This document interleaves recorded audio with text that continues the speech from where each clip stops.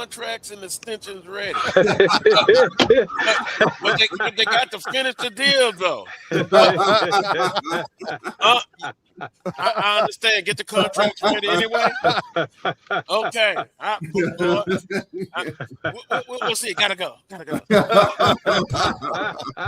Welcome to this week's edition of the Carlos Brown Show. Right here on the Black College Sports Network. Yours truly, Carlos Brown. The panel is already here. Coach Pettaway live in Atlanta. Charles just coming back from Atlanta. Willa, good afternoon to you in Baltimore. And in a beautiful 85 degrees today. They're going to set record highs, so it could be an exciting time. But I'm going to be honest, I'm kind of nervous, but women and men in the championship. And, boy, Charles, during the week, usually after a loss or going to the tournament, some chatter. Now it's crickets. Yeah. Don't hear anything. And I'm not talking about others. I'm talking about some Southernites. I mean, but when the tournament comes, buttons are pushed. And for Southern women and Southern men, wow. I'm kind of more surprised for the men, only because the way that they kind of came into the tournament. For the women, I guess you can say never underestimate the hearts of a champion. We'll break it down. We'll go a little bit past maybe 12. Normally we go 2 hours, but in light of the women's championship coming on the ESPNU, it's Southern University and Alabama State. And guys, A&M defeated Southern. We're going to start on the women twice in the regular season. Yep. As Willa stated, very competitive games could have went either way. And I thought about Coach Pettaway. This is why I have him on this show. He said the team that matches up the best with Alabama and A&M was Southern University. Yep. Prophetic? I don't know. But now Alabama State. They defeated Southern women team twice in a row. So let's throw up the first one. Is it hard to defeat a team 3 times in a row, panel? Yes, I think it is. A lot of times, and it's not from the coach's perspective that I'm referring to. A lot of times the players, they get it in their mind that we've done it already, so they just go through the formality. They don't believe that a team can come back and get you. And I've always said that with Southern, our women never just beat Southern. They just won games. The games were always close, and they were close because of Southern's defense and their size. They match up with Alabama A&M better than any team in this league. And with what Coach Funches does on the defensive end of the floor, it confused the hell out of them yesterday. I mean, what he did in this game, the game yesterday, they trapped the post more. They weren't doing that in the first two contests. So he threw a new wrinkle in there at them, and they did not make the adjustment. And then the other thing that they did, they shadowed the player of the year. Your leading scorer, the SWAC player of the year, only takes 4 shots. Wow. Now, 4 shots, that's it. You got to do better. You have to do better. But congratulations to Coach Funches, Carlos, in terms of the Jaguar Nation. They got 2 good coaches. They need to rally behind them. They need to rally behind those 2 coaches because now I've been around basketball a long time. They have 2 legit coaches. They need to rally behind them and support them and give them what they need to stay competitive because the landscape changes from year to year, and a lot of it right now is because of this NIL and the transfer portal. So now adjustments have to be made in terms of our mindset and what a program needs to sustain what they're doing. But I'm happy for Southern. I'm sorry. Go ahead. And that's okay, Coach. And this time of the year, it's all about coaching. Right. Folks can say what they want to say. At the end of the day, it's about making those adjustments and making them in a timely manner, that sort of thing. Somebody said that, good coaches make adjustments at halftime, but great coaches make adjustments during the game. Yep. And obviously, that's what Southern was doing, as Coach Petaway was saying, the entire time. And I'm always of the mindset, if I'm better than you, Carlos, I'll Mm-hmm. beat you behind every time. Hmm. So it ain't no, the third time being a charm or, all that sort of thing and stuff. If I'm better than you, I'm expecting to beat you each and every time. And that's the message that I'm relaying, to the kids, that sort of thing when applicable, But, Mm-hmm. bottom line is Alabama State is not better than Southern, No. So ain't no reason why there should be an expectation for Alabama State to come in and beat you guys 3 times Mm-hmm. because they're not better than you all. And they were and But they were close games. Wheeler, and mm-hmm, I was talking to a friend. To me, I wouldn't say a upset with Southern Alabama. And I'm speaking on the women's side. They mm-hmm, both are even to me. What mm-hmm, 3 classic games went down to possession. So man, that I look forward to a continued matchups. That's why I mm-hmm. got the contracts ready. I got them ready. I know Alabama and Coach Brian is going to take care of that on that other side. So I kind of look forward to the matchups in the future. Now, mm-hmm. on the men's side, FAMU defeated Southern 2 times.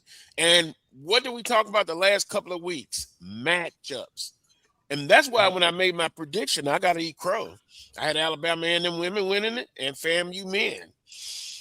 And it wasn't a kiss of death. FAMU was a good team. And boy, you saw that game last night. But it's just so hard to defeat a team 3 times. I still say that, Will. I understand what you're saying as Mm-hmm. well. If you're better, you're better. So that sets up Prairie View and Southern. Both teams, one on each other's home court. And I call him Mr. Superstar. He was kind of banged up the second time. He got banged up in the game. And I don't know if his status, I guess he's playing, but Prairie View is a very hot team. They took down BCU. What did I say? What did I Right. say? But No, see, no. I I'm can't the get one a that said, video made.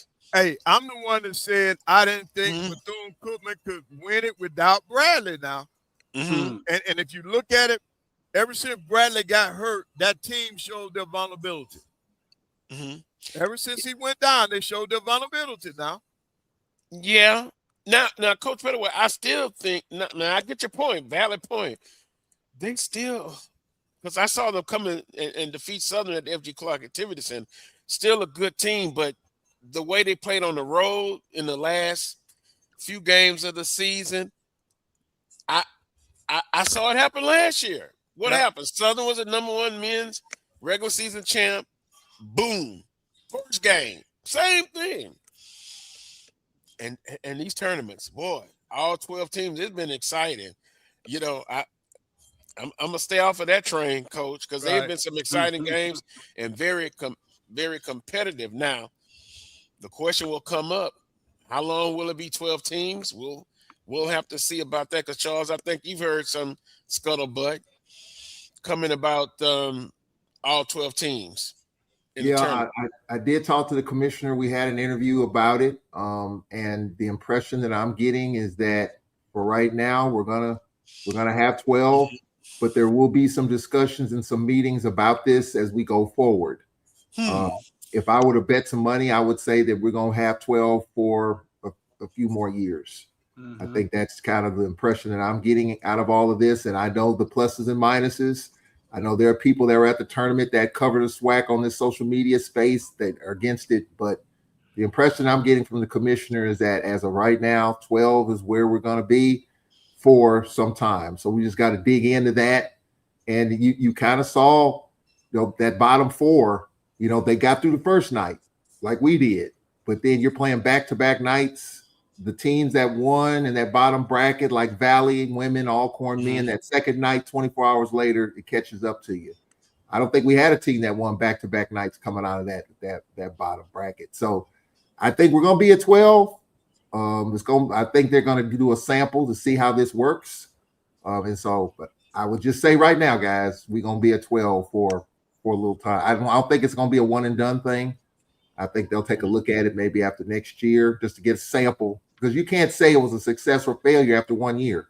Right. I don't think the commissioner is that kind of guy. I mean, even though the presidents and the ADs and all that make the decision and the conference just facilitates what's approved, but I just don't think that you're going to be flip-flopping from 8 teams to 10 teams to 12 teams, back to 8 teams, back to 10. No, we're going to get to a point where whatever the landing spot is, that's where we're going to stay. Now, you could make the case 10, be comfortable with it, 8 like we used to, but right now it's going to be 12 as far as my impression, people I talked to in Atlanta. Right. And Charles, if they change it, what number do you think they'll stop at? If I were to take a flyer, I would say 10. Compromise number.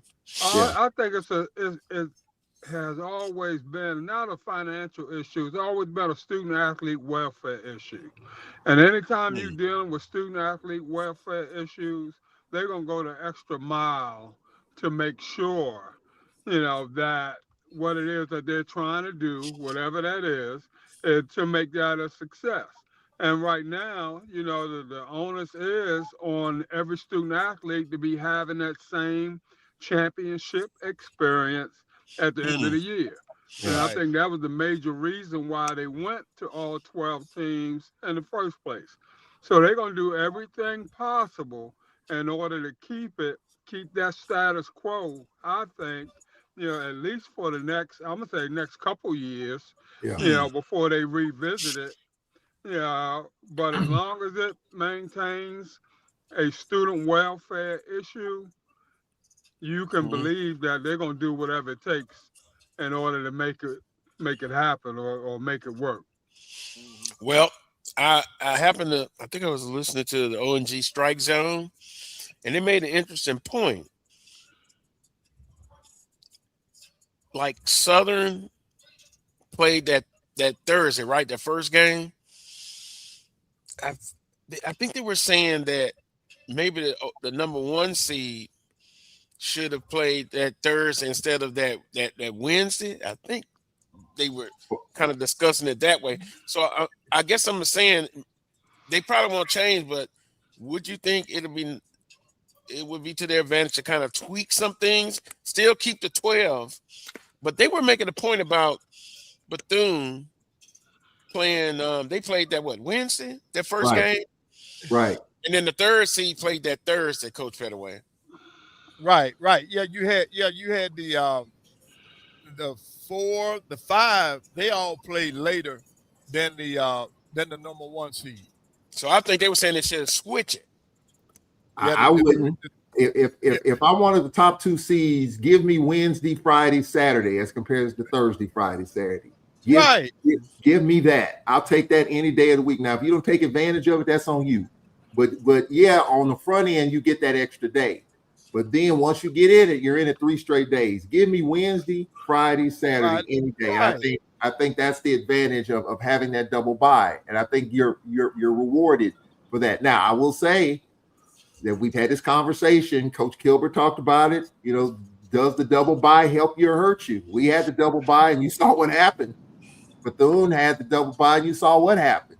And so it really, at the end of the day, I mean, this is just a small sample size. But does that double bye help you really, or does it hurt you? I would think most coaches want to play. I figured Willie was going to say that. To go there and sit all week and not play until Thursday. Yeah, it's got to do something to you, at least from a mental point of view. I get there, I want to play. I come to play. Let's go. Yeah, you saw some teams that got hot because they played early. And they stayed high. Prairie View. And made decent runs. So I think you could probably flip a coin both ways in terms of that particular issue. But from a coaching point of view, just from me as a coaching point of view, I want to get it. I want to play. Yeah. You know, I ain't trying to sit all week. And they're young. Young. Yeah, Well, but this, that 3 days in a row is a grind now. yeah. 3 days Yeah, it in a row is. is a But grind. So now if I play if I get that day off, I think it helps you to finish out them last 2 games now. To recover. Yep. But I will say this about the tournament. I was just thinking about this in terms of, the regular season ending and when the tournament starts. So the regular season ended last Thursday. Thursday, right. Mm-hmm. Well, why not? I mean, I don't know. I mean, the conference has all this modeled out, I'm sure. But just as a fan opinion, why not either you're going to play some games in December, Yep. or why not end the regular season the Saturday before last, where you have the whole week, or maybe the Monday. Instead of ending it on a Thursday, you end it on a Monday, and you got the rest of the week, and then you can start the tournament the following Monday. Do those few extra days make a difference? We talked about too much time off, Joe. Will, I'm just, No, It's Will, basketball season. It's time to he's play. a hard liner. But here's the thing, though. You think about this It's now. time to play. Get them off look your at- butts and let's go. Look at the conferences that have already punched their ticket. That's because they started playing in December, and they got the layoff up until this week now, up until Sunday. So they got a week. They got a week off already. And see that my first time experiencing the playoff. That's exactly what happened to me and my team. We played on Sunday, and then we had to play on Tuesday. The team that we played, they had 8 days off. They had 8 days off. That to me that was so unfair. That was very unfair. Well, And it was unfair on our part too now to be in the play-in game. Mm-hmm. But that was the last year that the SWAC had their championship on a Sunday. So the way you think about this now, I got off the floor at 4:00. At 6:00, they announced where we go. We gone the next morning. When did my kids rest? When did we take a blow? We couldn't. So that's why I think moving up a week, the conference schedule up a week, I think it'll help. Well, tweaking it. Right. Put it in the process. Carlos, they can't worry about attendance. We don't have no attendance anyway. No, that ain't no issue. Right, that's what I'm saying. So what are you losing? You're not losing anything. Because at first they used to say, because now there was a time when we did start playing we played early. The conference schedule. I think I do remember a couple of times. I know because a couple of times we started the conference season in December. Then they got away from it because they was talking about, well, and nobody's at the game. Well, ain't nobody at the game now. When school was out. Right. Pretty much. Yeah. Yep. Well, hopefully they'll sit down and have a discussion. If any tweaks need to be made necessary, maybe they'll do it. But we do know 12 teams. Well, Carlos, let me get back to what you mentioned about beating the team 3 times. We had it. Pine Bluff women beat Alcorn 3 times. And we just saw Pine Bluff last Thursday, the last regular season game of the year. And so, it can happen. It has happened. I mean, it's an unfortunate situation for the Lady Braves, but you lose to a team 3 times. You have a 19-point lead in game 1.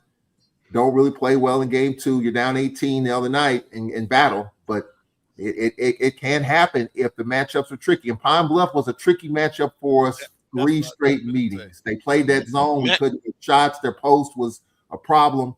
So, I mean, you are what you are. So, it can happen if the matchup isn't right. What tweaks, adjustments you can make them on the fly in a tournament. But matchups are tough, especially, when you're trying to get it done in the tournament. Right. I think it was more of a matchup issue than anything, though. And that's what was talked about on this show 2 weeks ago. Matchups. FAMU matched up well with Southern University on the men's side. And I'll tell you something else. Man, I was impressed with UAPB on the men's side. Oh, yeah. That doggone zone. Man, both women and men, they run it to almost perfection. But you know what, Willa? Once again, and I also saw FAMU. Now, I don't know if this was something that they tweaked, but Coach Pettaway, I hope I wasn't hallucinating. But I saw bigs on the top when they went to that zone, or when they were in man-to-man, they always had a big on Jacobs. Yep. I'm telling you. And he was able to facilitate, and we'll come and talk about that big shot. But it's all about matchups. Yeah. Hell of a shot. Yeah, it was. Southern has taken off ever since he's been bringing Jacobs off the bench. When he had to sit him down because and be honest now, he took him out the game last night, and I was already saying, okay, Jacobs is taking off. He's doing too much. He's doing too much. And as soon as I said it, Coach took him out the game and sat him down, let him come to his senses. Then he puts him back in there. But I sometimes players get caught up in their own battles. That's what happens on the floor sometimes. And I think Coach Johnson and them did a masterful job of getting him to settle down. And then I think that's probably the reason why. There's no doubt in my mind. That's definitely. I'm not even talking about the shot. Before the shot, he put Southern in the right mindset because he was so aggressive. And then he's from that area, 4 or 5. So maybe he was trying to do a little bit too much. Quickly before we go to our first time out, Southern women play Alabama State, ESPNU at 12 Central Standard Time. But to get there, Southern defeated Jackson State for the second time, 64-51. Jaguars shot 37% from the field, from behind the arc, 38%. That's kind of about their average, a little bit better than average. And then from the charity stripe, oh boy, 12 of 27. And everybody was like, if it's a close game on both sides, can they hit the free throws? As Shaq say, I hit them when they count. Right. Yep, that's what they did. Yep. And then of course, 51-49 against Alabama A&M. Coach, wow. I mean, just 3 classic games. This one was the same. A last second shot by I believe Jocelyn Tate, and it was a tough one. It was tough. She drove the baseline and she put it up, and then defensively they had to get a stop. They were able to get it. 3 classic games decided by possession. Can we say on the women's side, the new, should I term it that way, the new or the next rivalry? Southern has the Grambling and the Alcorns, but can you look forward to Southern Alabama and them on the women's side in the next few years? I know every year is different, but I think it's the new rival. Maybe I shouldn't say new rival, but you know what though? That A&M roster gonna be so different next year. Yeah. It's unbelievable now. You better look at it. That roster in a good way, Coach Pettaway.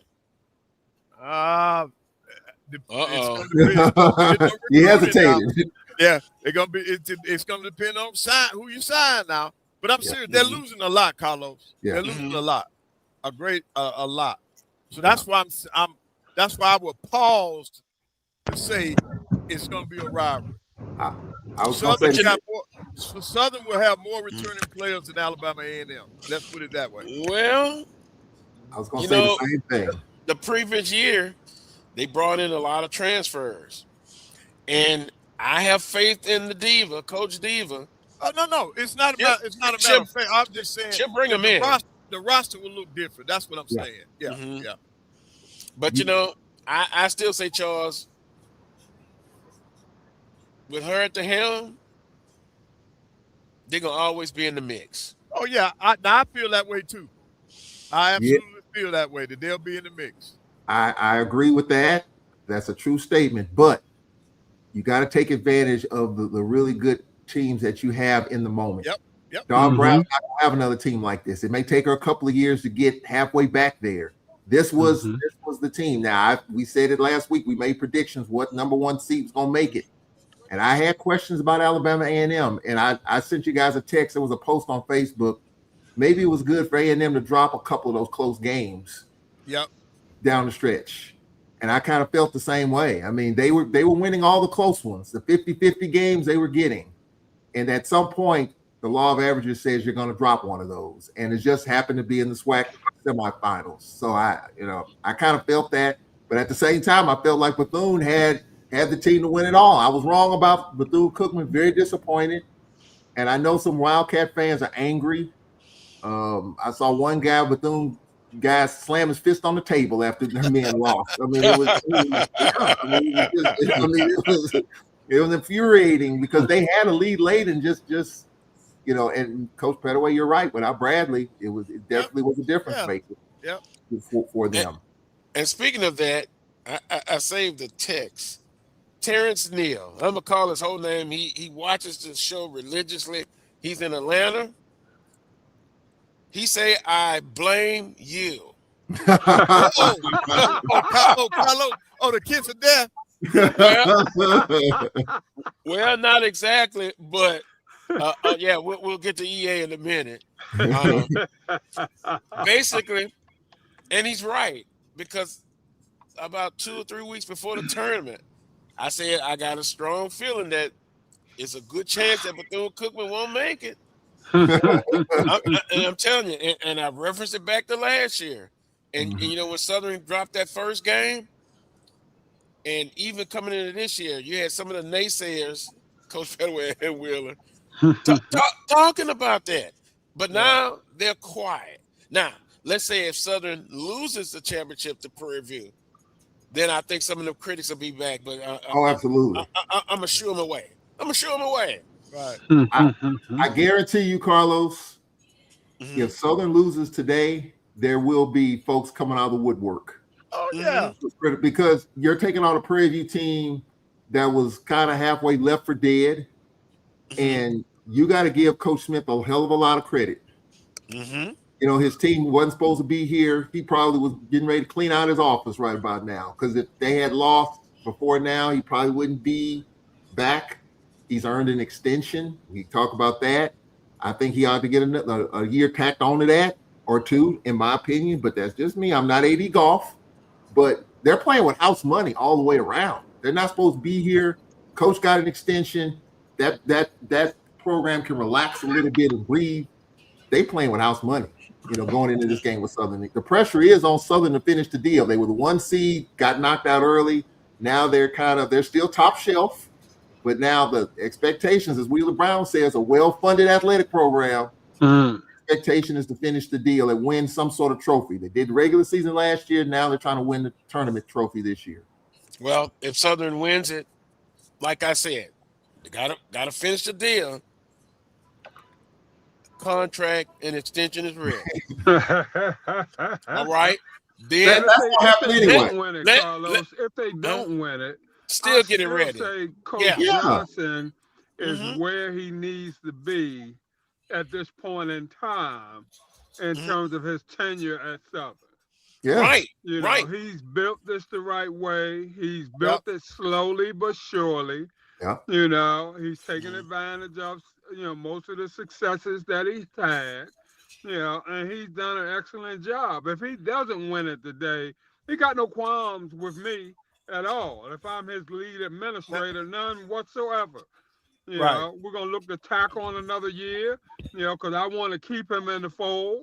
Yep. He should always have at least 2 in the hole, if not 3. And I'm going to do everything possible in order to keep him in my stable. Now, go ahead, Carlos. Go ahead. I agree with everything you said. And if they win it all tonight, the last 2 years, regular season champ and then tournament champ. Yeah. Case closed. Thank you, Case Carlos. closed. Yep. That's what I said. And you're right, Willa. I'd go ahead and give them all a 2-year extension. Yeah. Carlos Brown contract. Right. Yes, Coach Smith. I give him the Carlos Brown contract because he's done a hell of a job. Carlos, the one thing that I don't want to see happen today, I don't want to see Southern men lose to Prairie View, and it be because of Joseph. I don't want to see that. I don't want to see that. You should fall him out of the locker room. Right. I wouldn't want to see that because I think Coach Johnson has done an outstanding job. He stood on principle, and I think that should mean something, man. In coaching, that means something. And I'm gonna always. I like Coach Smith. I pull for him too, but Coach Johnson, I know for a fact he does it. I'm not saying that Coach Smith doesn't do it the right way, but I know for a fact that Coach Johnson does it the right way. And that's got to stand for something in this day and time. He ain't going to let that boy beat him, Coach. Yep. He ain't going to let that boy beat him. I know I would. Anybody but that. Yep. I know I would. He's not going to allow that to happen. Right. I know I would. But you know, Joseph's going to try to get 50 today. I know that. Yeah. He's going to want the ball every opportunity. He's going to try to get 50 or 60 if he can get it. Yes, he is. Yes, and that may be their downfall, Charles. That may be their downfall. Because the young man, there's another guy that's been on fire. And when I looked at it, with the 74-55 of Alabama A&M, did Joseph start, Coach Pettaway? No, some games he starts, some games he doesn't. Because I know he was banged up a little bit. Right, but no, it's not for injuries. It's disciplinary. Oh, okay. All right. I'm going to be careful because nope, don't go there, Carlos. Don't go there. Don't go there. But I will say this. They had some people was like, man, why did that happen? Yeah. In any situation when he was at Southern, right, you had the same situation happen at Alcorn. You know, and certain things as a coach, administrator, and even in the classroom, some things you just can't let go. Right. Because you have to set an example. And if Prairie were to win that game, the MVP of this tournament would be Dante Horn. That's what you're trying to say. Yeah. Is the guy, Horn is the guy that's, man, he is playing lights out. Yes. He's playing like he's possessed, man. But this has been a great tournament, man. I'm glad that I've had an opportunity to see every game, but I am going to have to go and get ready now. But, yes, sir. Carlos, I am saying I believe Southern will win both of these games today. So I'm on record for saying that Southern will get them both today. I'm not going to ask EA. I'll tell you that. for EA. Where is he? Is he in the chat room? No. Well, EA probably getting ready for a game. I think they got something going on too. Yeah. Well, Coach, have a good broadcast. We'll talk with you next week. Okay, man. Yep. All right. We'll talk about these championships. Yes, sir. Let's get a timeout, John. And when we come back, we'll have more swag basketball tournament championships today. On the men's side, it's Southern and Prairie View during the regular season 1-1, and Southern and Alabama State. Less than about 30 minutes. Regular season, Alabama State won 2 close games. Can Southern University women go back to back? Can the men get the championship? Prairie View and Alabama State says we'll have something to say about it. You're watching the Carlos Brown Show right here on the Black College Sports Network. We shall return. This is the Dean of the College of HBCU Sports, Kenyatta Cavill of Dr. Cavill's Inside the HBCU Sports Lab with Mike Washington and Charles Bishop. Come mix it up in the lab where the course lecture is in session every Tuesday from 6 o'clock p.m. Central Standard Time on Facebook Live, YouTube Spreaker, or the BCSN app, as we discuss all things about the HBCU sports culture, including exploring the week that was in the sporting HBCU diaspora, as well as the upcoming week of HBCU sports. With me, the Dean, the College of HBCU Sports, on Dr. Cavill's Inside the HBCU Sports Lab with Mike Washington and Charles Bishop. Course lecture dismissed. It's never too early to plant the seed, to share the tradition, and instill a sense of pride in your HBCU with your little ones. HBCU Pride and Joy Children's Boutique helps you share your school spirit with a wide selection of adorable kids apparel and accessories officially licensed from your favorite HBCU. Visit hbcupridejoy.com and follow us on all social media at HBCU Pride Joy on Facebook and Twitter. When it comes to professional learning, teachers deserve better. From the leader in online learning, Stride brings you the Stride Professional Development Center, an on-demand library of mobile-friendly courses that gives teachers choice and flexibility, allowing them to learn anytime and anywhere. Our dynamic courses provide bite-sized learning and help educators advance their knowledge while also gaining professional development hours. It's time you take charge of your learning. Visit us today to get started.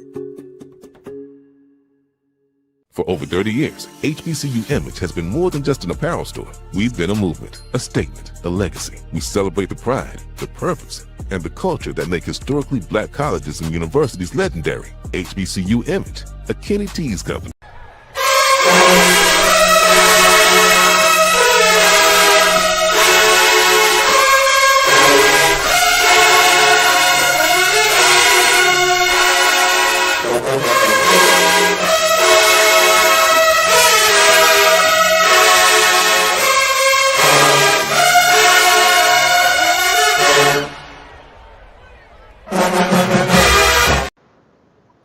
Welcome back to this week's edition of the Carlos Brown Show right here on the Black College Sports Network. We'll log off a little earlier this week, playing it by ear a little bit after 12 p.m. Central Standard Time in light of Southern women's basketball trying to go back to back. In the Southern Alabama A&M game, kind of keys to the game, second chance dominant, Southern control, the offensive glass, turning rebounds into extra points, second chance points, Southern 14, Alabama A&M 7. Bench production, Southern outproduced Alabama A&M 23-10. And those are two kind of major things. You also talk about the hustle board. Both teams played extremely well. It was a classic. Reading some of the comments on social media, they basically said this game was just outstanding. Southern led at halftime. What is it, 31-25, and after then it was just a grind. It was really a grind. So Southern University, Alabama State, Charles and Wheeler. Let's get the predictions out the way on the women's side. Who wins it? I got Southern University's Lady Jaguars winning this. I think the experience, they've been here before, been there, done that, bought 2 or 3 T-shirts. Carlos Punch has done a hell of a job. And like you mentioned, get that Carlos Brown +2 contract ready. He deserves everything he gets. You know, Southern University kind of fell a little bit in terms of the standings. We didn't talk about them a lot. You know, lost to Alcorn after missing 18 free. None of that matters now. I mean, they're 1 win away from going back to the big dance. Got to give Jonetta Hayes Perry a lot of credit for what she did at Alabama State. First year, we beat them 49-40, and it's like, well, she got a lot of work to do. But I wouldn't have wanted to play them after that because they really got better. They deserve to be here, but I just think the veteran presence of Southern, their defense, if Southern can just hit free throws, they'd be a lot better than what they are. But as it stands, 1 win away from winning the tournament championship, I think they get it done. I gotta go with Southern. I'm saying mindset is Charles. I think Alabama State's carriage is turned back into a pumpkin. And, time for Southern to send them all to the house. Like you said, Coach Funches has done an outstanding job. No doubt about that, and has done so for quite some time. As we stated, should be rewarded accordingly. No doubt about that. But I think Southern kind of finishes things off today. And boy, I was looking back at my notes. He was rewarded after, I guess, last year. So, and a nice salary, very nice salary. Yeah, I mean, keep him in the fold, Carlos. Yeah, keep him in the fold. Don't let him go, because somebody else is looking Mm-hmm. You can better believe that. He's That not kind going of anywhere. success doesn't come without suitors. He, he, So he's not somebody's going sniffing at anywhere. the door. Yeah. Now he's maxed out now in terms of accomplishments. If he doesn't win another regular season title or another tournament title, I will shake his hand and say, "Sir, job well done." He's Mm-hmm. done all. I mean, but of course you want to keep winning, but I don't think he's going anywhere as long as Southern takes care of him financially and years. We talked about that before. Which is more important, the money or the years on the contract? If he gets Mm-hmm. both, he's not going anywhere. At Mm-hmm. least in my opinion. I know about 10 years ago, you asked me, I would say more so the payment over rolling over a contract, extension, bonuses, what have you. Yeah. I've kind of evolved a little bit on that. You take care of both, but it's just a principle of the thing, as Willer's saying. Yeah. Mm-hmm. Do the right thing. Mm-hmm. Yeah, and people listen. People come in and ask you all the time about Mm-hmm. Coach Johnson. I say, well, if he moves on and you've done everything you've done, you've taken care of him, Mm-hmm. then you live with it and you say, well, look, he left the program in better shape than he found it. Mm-hmm. And to leave and go on to something else, you shake his hand and that's it, Will. I mean, I take the years, Carlos. If mhm, given a choice between the two, I take the years. There's nothing like knowing that you got a job 2-3 years down the line, that sort of thing, from a coaching point of view. Yeah, I mean, but at the end of the day, if I'm the coach, it's important that you make me feel that I'm wanted. mhm, A lot of times, and a lot of us have coached, we've been there before. We get hung up in our feelings, that sort of thing and stuff. If we feel slighted or feel that we're not being appreciated, that sort of thing, believe you me, stiff wind blow, you know, we might be headed for the door, that sort of thing. So it's imperative from an administrative point of view that you let mhm, those coaches know how you feel about them, that, you're gracious, to them in every way, that sort of thing. I'm doing the best I can. Can't give you a whole lot of money, but I can give you these years. I can ensure that you're going to be here for a minute or two. Let's go from there. Yeah. That's why I say that my thinking has evolved. 10 years ago, it's changed. Southern University on the men's side, 3-point victory over Arkansas Pine Bluff. Boy, I was sweating because Coach Pettaway had to leave us, but Willer. Basketball is a game of runs, Mm-hmm. and I get the text messages, I get the phone calls. I get it, valid points. If they hit the free throws, it'd be double-digit leads. But in this nature tournament, teams get down by 14 to 16, they're going to come back if they're competitive, right? Mhm. And it's a game of runs, like FAMU. I had to send my good friend, colleague at the OG Strike Factor. FAMU went on an 11-2 run to start the second half. Well, I simply said basketball games is about runs, what have you. Southern went on a little run, then it was nip and tuck. Same thing with Pine Bluff. Boy, their coach, he's a star to me, up and coming star. Man, they run that zone, Charles, and I mean, man, it's tough. But Southern was able to get it done, up by 2 at halftime, outscored Pine Bluff by 1. 84-81. And then, of course, Southern and FAMU. I just stated, FAMU went on a run. Southern started off well, but I'm sitting there thinking a run is coming. Yeah. Multiple runs are coming. Yeah. So get ready. I cursed at the TV a couple of times. Mm-hmm. Officiating, Yeah. disagree with some of that. But, boy, that shot. And Jacobs, and I remember listening to also Brian Fulford and Kevin Rozier. They was like, Jacobs is going to have the ball in his hand. And so he started out after FAMU tied it up at 70-70. He goes down, he gets the ball, then he passes it in the corner. I want to say it was Jones. and for some reason FAMU doubled him, right? And he was able to get the ball back out to Jacobs, who was all alone.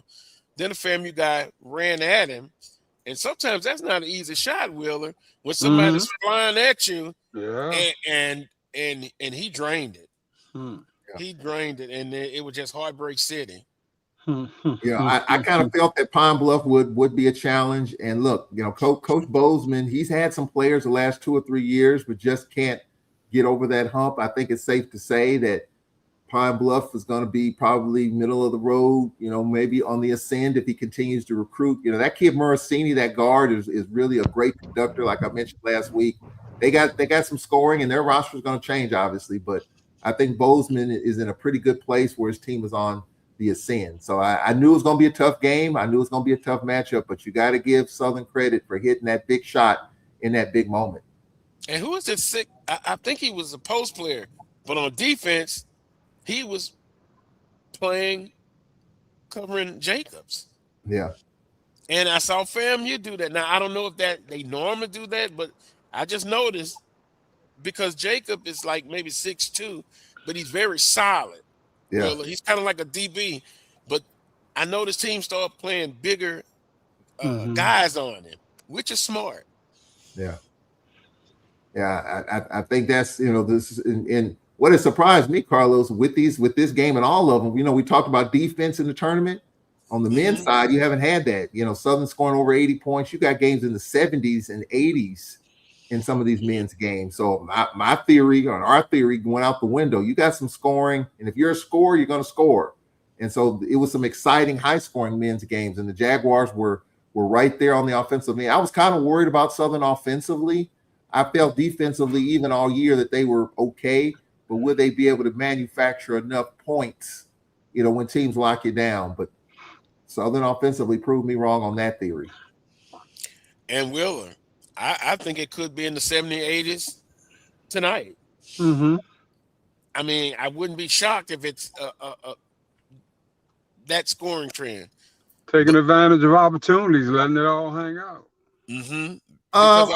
I would say it a little less. I think because of this spotlight.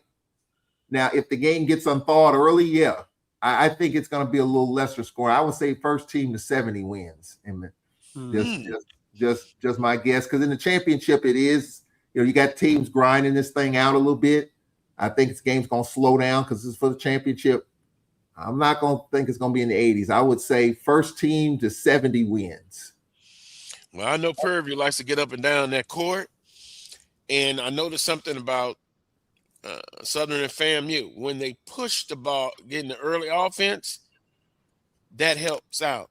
I think now if you can look in the crystal ball, Wheeler, and see if I'm off base on this, I think next year the pieces they need to add, I think they need to add some more physical, I don't say it that way, post players. And they need to add a couple of more shooters. Because when Jacob is off or he's not having a great offensive game, I made the statement, well, we need to find out who is that second consistent scorer. But I think you guys said it could be by committee. So let's commit it next year. I would add a couple of shooters. Yeah. But definitely number one, physical post players. I think they got to get in that weight room, Carlos. They got to get in that weight room. The ones that they have that are coming back, they really, really need to take advantage of that strength and conditioning program. They need to get bigger, stronger, that sort of thing, and, keep their prowess in terms of, their basketball ability. But, to get physical, you got to feel that thing. And the only way you feel that thing is when you slinging that iron in that weight room. Well, to that point, Dixon is probably the toughest guy, and they list him at 6'8". I'm not sure if he's 6'8" or 6'7", but I would go with that, and keep playing 10 people, because basically, and Brian texted me during the game. He said, "Has Southern always played that rotation?" Yeah, they go 10 deep, and you saw in the game against FAMU, first break they put in a new 5, and that first 5 was doing pretty well. And so I was kind of concerned, but hey, he's the coach. I'm not. Mm-hmm. And so it seemed to work. So with that being said, uh, Prairie View and Southern University, prediction time. Who do you got? Go ahead, Wheeler. I got Southern, no doubt. I think Coach Johnson go ahead and seal the deal right where he needs to be at this point in time, at this point in his career, and I see no reason why they don't go ahead and get over the hump. Jaguar Nation, I love you. You know I roll with you when I feel like I'm gonna roll with you. Oh, we know what's coming. We know But what's right coming. now, if I put some money on it, I'm betting on the Panthers. I think they're playing playing footloose and fancy free. They accomplished a hell of a feat. A contract extension. Coaches don't have to worry about that instead of playing coaching. I mean, you're always coaching for your job, but now they got that extension out there. I think Joseph is going to try to get off. Now he could cost them by trying to get 50 or 60. But I just think the Panthers got a veteran group. I looked at it: Madimba, Horn, Joseph, Dunning, Lance Williams, and Wells. Those are all grad students, seniors. We don't know if they'll have waivers to get another year, but that's a veteran group that really grew up the last part of the season. I watched them. They beat us. I saw them a couple weeks ago at Prairie View. They beat us. We beat them by one at our place. I think the Panthers are rolling with some confidence, not cocky, playing with house money. I think the expectation, because it's Southern University at the Jaguars, going to get it done. I'm going with the Panthers in this one. I just think that they're playing a little bit more confident. Not saying Southern's not, but I just think Prairie View's got that edge right now that gives me the impression that they might get this one because nobody's expecting them to get it. Nobody's expecting them to be here. And I think that can be one of the most dangerous things that you have as a team. Like, I think we're not supposed to be here. Okay, we're just gonna let it fly. So I got Prairie View to win this game. Well, I love you, Jaguar Nation. I do. And I've rolled with you when I feel like you're gonna get it done. But something tells me the Panthers gonna get this thing done and take it off the sheet. And the AD Golf, don't give him a 1-year extension contractually. Yeah. If he wins this tournament, he got to get a 3-year deal and start the whole, because next year's this roster is going to be completely different. We just talked about it with Don Brown and other teams. This roster is going to be completely different, and next year might not be what you expect. So I'm not saying you cancel next year, but you got to give them at least 3 to kind of get this thing back. I know it's tough. You just won the tournament. You just because of what you said, it's so it's so And Edward was saying Southern's losing 7, but that's kind of the thing every year now. Yeah, because of NIL, you got to recruit those players. Let's go back to last year. After the season, we talked to Coach Johnson. What did he say when they go into the first round game? One assistant coaches said, "We got people leaving, going ahead and leaving already." So that landscape is not going to change anytime soon. Yeah. I would not go 3 or 4 years, not even 3. Let's say if Prairie View wins it, I would go 2 at the max. No more than that. I would not go too far out, Wheeler. Well, he got a year left. He got a year left on his current deal, Charles. Well, no. Apparently, he's at the end of the road. What Dr. Cavill told me was, I think in his previous contract, he made a benchmark of 17 wins or what have you. Mm-hmm. Then he gets another year. Now, if he wins it all, that's the question. Do you add another year? Yes. Or another 2 years? I would add another year regardless. This team wasn't supposed to be here. Okay? You're losing what you're losing. And yes, it's the current landscape. But what is his body of work? I always look at that. There. And I'm expecting him to be in the hunt. This is not a school where the budget is minuscule by any means. So he should be one of those that are in the conversation all the time, based off of resources, for his program. And if that's not happening, then you're only where you should be based off the resources that we're giving you, that we're putting into your program. So I would go. I might give him 2 more years, Charles. That's something we sit down and discuss. I would definitely give him at least another year. Wouldn't want him to be a lame duck coach because I think that kind of hurts you in recruiting, that sort of thing. So I would lean more towards giving him 2, but I definitely wouldn't give him more than that. But the only way he got this extension is because, and Will, this is your type of contract. We talk about all games matter. Yeah. He got the extension because he won 17 games overall. Okay. And so, if he came up one short, then he probably is out. So, I think you would probably like that. But I'm just a 1-year deal, you're betting on yourself. That's, to me, just on the outside looking in for any coach, that's a lot to ask. I'd be more inclined to give him 2, yeah, Charles, but I definitely would not give him 3. No, sir. In the chat room, they're talking about what we're talking about. Isaiah Wilson says it's great that we are back in the conversation, but I agree with Willa. We should be in the conversation every year. And then also he says Smith has been here 10 years, and the last 5 years has been a drag. Yeah. So see, that's why I said you look at the body of work. I mean, if you look at Carlos Sanchez, he was assistant under Coach Pugh, right? Right. The young lady at Grambling State, they were the 2 finalists. Administration said we're going to go with someone that's already on the staff. So we take his body of work. There's no question. There's no doubt that he could get an extension. He got one. Now he's about to get another one. Yeah. I would just from the outside looking in, I would not be so quick to jump to 3 years, Charles. I wouldn't. I just think in this landscape, even though rosters change, when you've lost what you're getting ready to lose, and I'm sure there were probably some decent talent that they were going to bring in probably 4 months ago, but knowing that this was the last year for Byron Smith, knowing that those kids probably looking elsewhere because he might be out, thinking that, Pravy's not doing much, he's going to be out.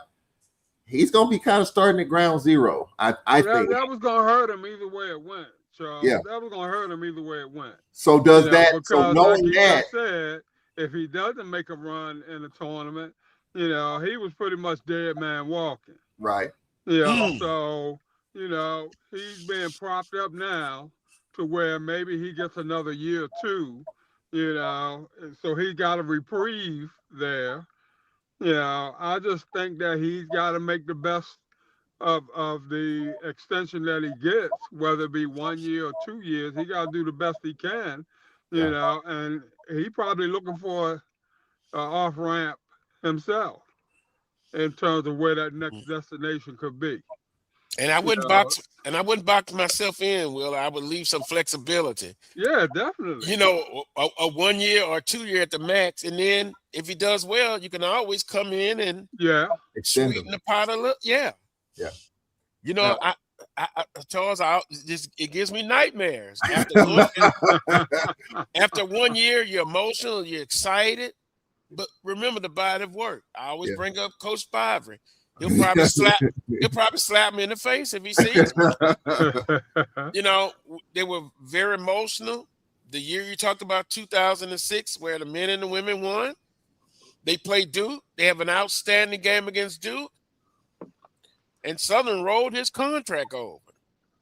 Rolled it over multiple times. Started it over. Started the clock over. And guess what? That was the only winning season. Yeah. And so you're kind of stuck. So, Will, I'm not trying to be a hardliner. That's you. Sounds that way to me, Carlos. Well, leave yourself some flexibility. You kind of reward him, but then leave some flexibility area where you can get out of it. Because high schools can't buy people out. Yeah. I mean, it's just different across town or in the big cities. But here, just be careful. That's not true, Carlos. I am standing on this for as long as I'm on this earth. This whole idea we can't afford to buy out coaches, that's not true. We've had Southern bought out 2 coaches, spent a ton of money on that. The AMU bought Colsey out, and we don't know their finances, but we kind of assumed that they can't, and they did. Yeah, So but it's not, but Charles, it's not buying out 4 or 5 years. I agree, but I'm just No. oh no, I agree with that, but I think we minimize it in can we afford to buy out a coach with a year left? Well, guess what? Some are still working, on campus. They're just not in that Right, position, right. But across. bottom line being, Charles and Carlos, that's money that Mhm, could be going elsewhere. mhm, You got other programs that are suffering. There's no doubt about that, that want an extra scholarship or two, mhm. or, some new gear or new uniforms or what have you. I'm not able to provide that because I'm buying a coach out. I'm paying a coach out. So I mean, I don't know. If I'm paying you to be in the conversation and you are Mhm. not in the conversation year in and year out, that's going to carry just as much weight as anything else. So Yeah, as Carlos was saying, we talk about body of work, and that's all well and good. yeah, I'm not gonna get too happy, Mhm. because we get close to the promised land. You got to show me we're gonna knock on the door on a yearly basis. And be consistent, right? Yeah. And so that's why. Uh, that's right, Pat Riley. He agrees. Gilbert should be rewarded. extended. Yes, sir. Yes, sir. Now, fans, I know. Wow, but I look, do what it takes to Yeah. reward that guy. Well, Mm-hmm. this is the second year of his 2-year extension coming up next season. And but we've lost a lot, and there might be some postseason in our plans. The WNIT is probably is most likely our destination. You got this women's invitational that Alabama A&M does qualify for as the regular season champs if they choose to take that route. But I think we've already got some sort of deal going. It's just a matter of where we're going. But What's the difference between the two, Charles? Between the women's invitational and the one of them NIT? is run by the NCAA. That's a good And that's question. the NIT is run by the NCAA, I'm sure. Yeah, WNIT.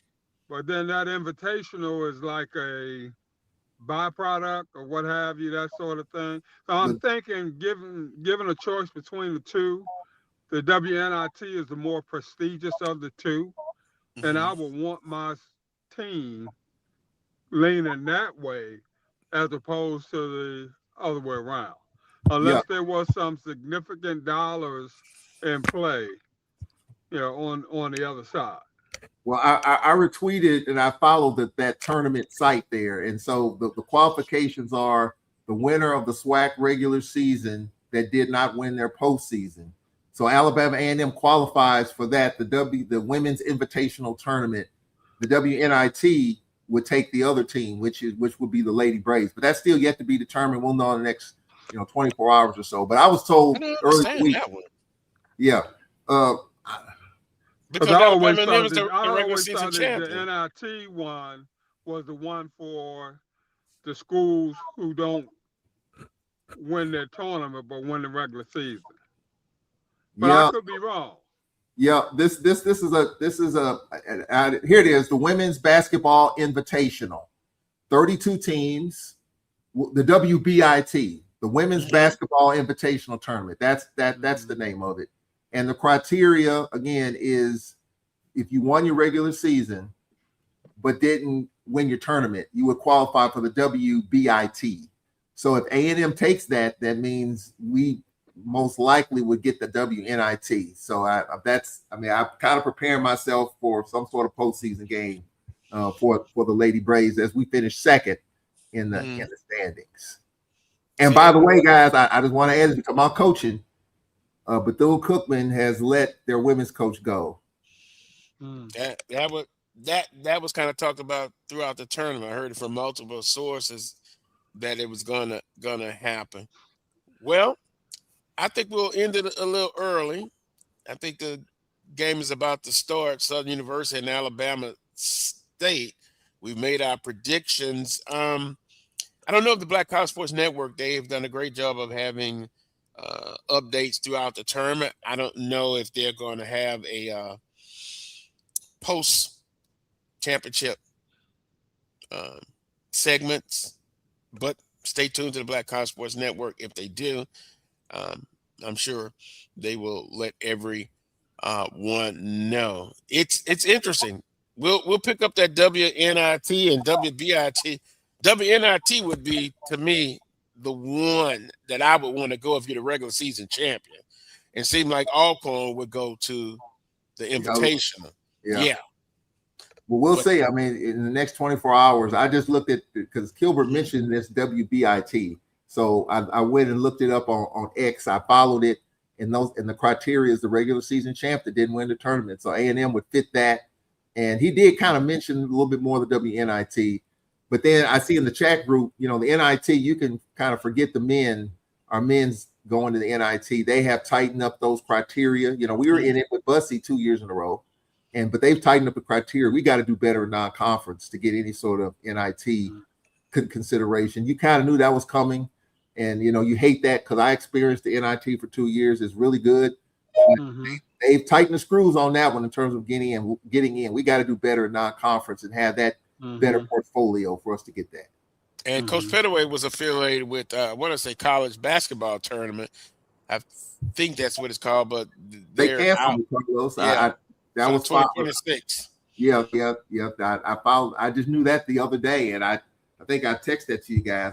I'm disappointed that that's another option. I don't know, financially, just team's not interested. I don't know, but I hate to see that go away, at least for this year. Well, I'll close it on this. At the end of the day, we, meaning the HBCU culture and experience, maybe it's a time to start looking at extra curricular activities on the basketball side for those who don't make it to the NCAA. Maybe it's time to start doing better, Carlos. That's what it's time for. It's time to start winning and start doing better. Doing better scheduling, more competitive scheduling, that sort of thing, so that we can qualify for these things. Well, we've talked about that. Yeah. But you know why? You know why? Just like in football, those guarantee games. Yeah. Oh boy.